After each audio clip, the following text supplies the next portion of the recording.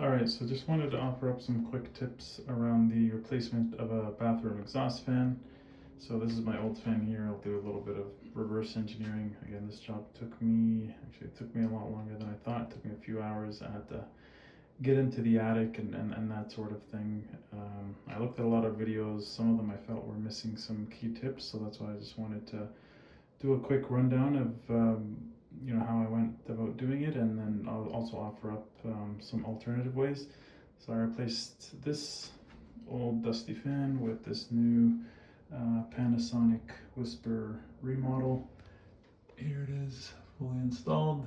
Looks great and works really well, and much more quieter than than the old fan. So obviously, these are pretty easy to remove. So you got these clips here that you just pull this down, bring these clips, you press them together, and then this will easily come off. And then here, this was a little bit tricky to pull off for this specific model. Again, this is an older Brown bathroom fan, so you had to really find these tabs.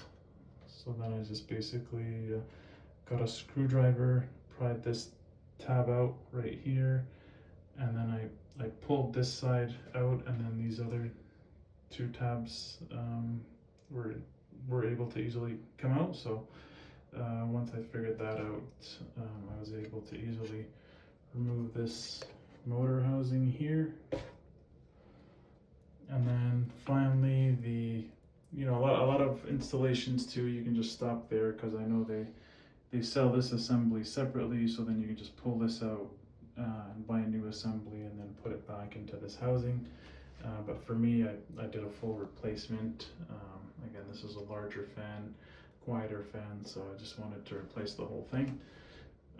So the biggest problem here, and I had to get into the attic, was there was some screws here on these tabs attached to the joist. So I probably could have tried a little bit more. As you can see here, I was trying with a pry bar to see if I can pry it out, but I didn't really know the proper positioning where the screws were really being held. So I think if I would have brought my pry bar closer to the edges here, just kept prying on kind of this tab here, prying on this tab, it might have came out without going into the attic. But either way, I would still recommend going into the attic, just because then it can get very messy. So when I went up there, I was able to remove a lot of the insulation from around it, because I had to cut a bigger hole. So if I would have cut that all would have came falling down.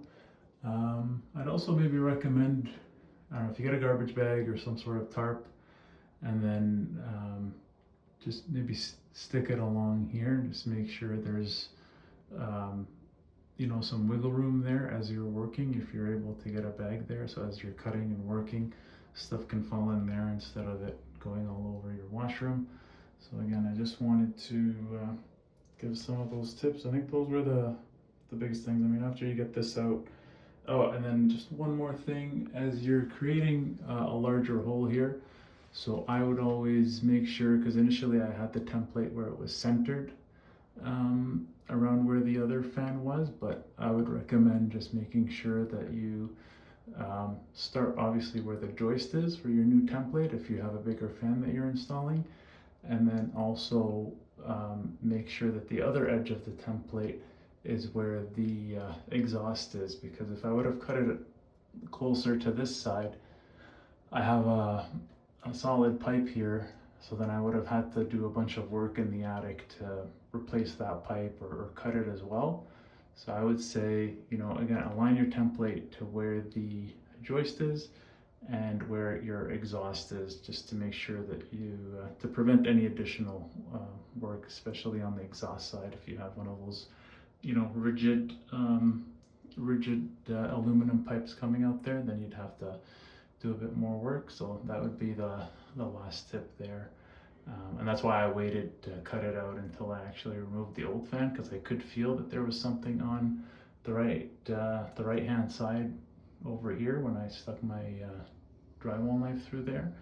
So then luckily I did see that was where the rigid exhaust pipe was. So then I made sure that I just cut more up this way and then away from where the exhaust pipe was.